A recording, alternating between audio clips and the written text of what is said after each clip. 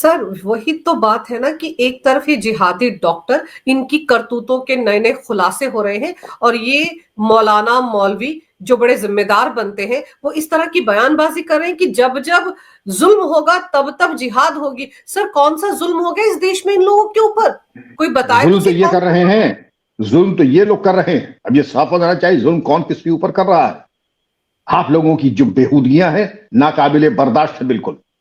बम आप फोड़ें, बेगुनाहों का कत्ल आप करें, बारूद और आप इकट्ठा करें, नाजायज मदरसे और मजार आप बनाएं, कहते जुल्म हो रहा है। जुल्म तो दरअसल आप कर रहे हैं। और कोई मोहताजी आपकी नहीं मौलाना साहब, कोई मोहताजी किसी की नहीं है। देश समाज पूरी दुनिया आजिज आ गई चरमपंथी गतिविधियों से। वक्त आ गया जीरो टॉलरेंस के, जहां कहिए खोद के गाड़ दें। आपने प्रारंभिक संबोधन में कहा था कि इसके तार कश्मीर से गिरफ्तारियां हो रही हैं और इसको 14 दिन की जो है जुडिशियल रिमांड में भेज दिया कि डॉक्टर जवाद सिद्दीकी को। अल फला यूनिवर्सिटी की जो लोकेशन है स्ट्रेटेजिकली बहुत, जिसने दिमाग लगा करके शातिर दिमाग से उसने जगह चुनी, क्योंकि वहां पर अधिकांश उन्हीं की आबादी है, जिससे कि एक तरीके से उसने सेफ हाउस बनाया। सेफ हाउस बनाने के साथ साथ पहले उसने एक अंडरग्राउंड मदरसा भी बनाया, जो कि मदरसा कम मोर्चा ज्यादा दिखाई पड़ता, जैसे हमास की सुरंगें होती थी उसकी शक्ल ज्यादा है। अब अंजू जी हम आ जाते हैं पहले कि इनकी जो आजकल की जो छापे पड़े हैं।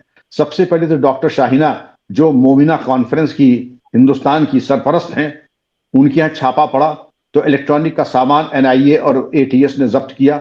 और इनके वाले साहब जो हैं वो फरमाते हैं, इनके वाले साहब सईद अंसारी, कि हमारा तो कोई ताल्लुकात ही नहीं थे बेटी से, वो हर आदमी बिल्कुल बेगुनाह बिल्कुल मासूम, मुंह में बिल्कुल जो है जिसे कहते हैं मक्खन बिल नहीं पिघलेगा, इतने मासूम हैं। उनके भाई डॉक्टर शोएब हैं, उनको भी कुछ मालूम नहीं, हमें कुछ पता नहीं, हम कुछ जानते ही नहीं है। एक तक हम लोग कितना फ्रस्ट्रेट होते थे इन लोगों से जब सवाल जवाब करते थे, हमें तो साहब कुछ पता ही नहीं है, हम कुछ जानते ही नहीं है। वो तो कब आती थी कब जाती थी हम कुछ नहीं जानते हैं। तो फिर उसके बाद फिर हम लोगों के तौर तरीके हैं सच्चाई निकलवाने के, सच्चाई हम निकलवा लेते थे। तो जब सीधी उंगली से घी नहीं निकलता तो टेढ़ी उंगली करनी पड़ती है। मैं समझता हूं कि सब समझ गए होंगे, और एटीएस और एनआईए को मालूम है सच्चाई का सामना कैसे किया जाता है। इलेक्ट्रॉनिक गैजेट्स मिले हैं, उसमें से जो सूचना मिलेगी उससे आमना सामना होगा। डॉक्टर उमर के फोन से जो आपके नंबर्स मिले हैं, आपने भी कहा था ना कि हल्द्वानी के 2 पकड़े गए हैं, ये 2 हल्द्वानी के नंबर डॉक्टर उमर के फोन नंबर से कैसे निकल के आए? और आपके पास फोन है, मेरे पास फोन है, हम ये तो नहीं कि हर अल्लम गल्लम चना जोर गरम बेचने वाले का नंबर हम फीड करेंगे। अरे जिससे हमारे ताल्लुकात होंगे उसी का तो नंबर हम फीड करेंगे। और जो हमारी फोन बुक में जिसका नाम और पता फिड है, तो अगला भी बताए कि साहब हमारा नाम मैं कैसे अगले को जानता हूं, और जिसके पास से मिला है वो भी बताए। खैर जो फिदाइन डॉक्टर था वो तो खैर अब 72 हूरों के यहाँ पहुंच गया होगा अब तक, तो उससे खैर बात अभी मुमकिन नहीं है। लेकिन फोन और इलेक्ट्रॉनिक एविडेंस से ये तो पता लग ही सकता है कि कहाँ क्या कार्रवाई हो सकती है और हो रही है, क्या उनके संबंध थे। तो अगर इसको भी देख लें कि हल्द्वानी के जो इमाम है उत्तराखंड के कनेक्शन क्या है। हल्द्वानी का इमाम है आसिम कासमी, और एक और है इलेक्ट्रीशियन नजर कमाल बनभूलपुरे का रहने वाला। बनभूलपुरा तो बड़ा, वैसा आपने सुना होगा, बड़ा मशहूर कस्बा है हल्द्वानी का। और जब कभी कहीं तूफान बदतमीजी हो और बनभूलपुरे का नाम ना आए, ये तो मुमकिन नहीं है।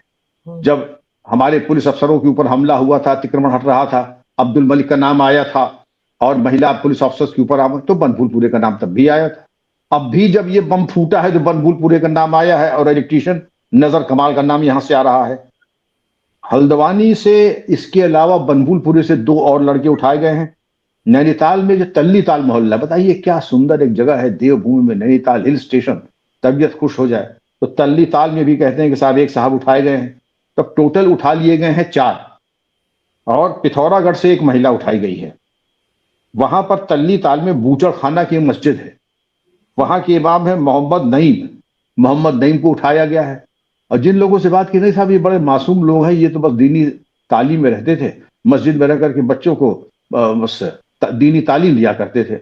वही मुंह में इनके बस बिल्कुल जो एक तरीके से इतनी मासूमियत कि बस ये तो फरिश्ते थे, ऊपर वाले की मेहरबानी और नेमतें थे ये हमारे लिए। इनके शातिर जहरीले जो इनकी जो मंसूबे थे, वो तो अब कल ही खुल रही धीमे धीमे, कि अब ये जो मौलाना इमाम मोहम्मद नईम और ये जो रामपुर टांडा का रहने वाला आसिम कासमी, जो वहां हल्द्वानी से पकड़ा गया है, अब तो पूछताछ होगी। एसएसपी रुद्रपुर ने यह कहा है कि आप लोग अफवाह न फैलाएं, हम लोग पूरा कोऑपरेट कर रहे हैं एनआईए दिल्ली पुलिस से जो इनको पकड़ करके ले गई है। और उमर के फोन नंबर में अगर ये नंबर निकल करके आ रहे हैं तो जाहिर है कि इनको बताना पड़ेगा इनके क्या ताल्लुकात थे। और अल फलाह यूनिवर्सिटी के बारे में अब अगर हम बात करें अंजू जी की इसकी स्ट्रेटेजिक जगह जो है ये फरीदाबाद से करीब 15-20 किलोमीटर दूरी पर स्थिति है। फरीदाबाद एनसीआर से 40 किलोमीटर दूर है। और इसके अगर देखिए गांव है धौज, जहां पर ये स्थित है, मेन गांव है धौज। और धौज की जो पूरी मेजॉरिटी पॉपुलेशन है धौज गांव की 65% ये लोग मुस्लिम्स हैं। और मुस्लिम्स की अगर आप ये देखें कि 22,000 का गांव है, 9,600 इसमें वोटर्स हैं, 10% सैनी, 10% वाल्मीकि और जागड़ा जात के लोग हैं। इसके अलावा एक और गांव है फतेहपुर तगा जिसकी जनसंख्या 15,000 है और 66% मुस्लिम और 40% हिंदूस। तो 60% मुस्लिम 40% हिंदू।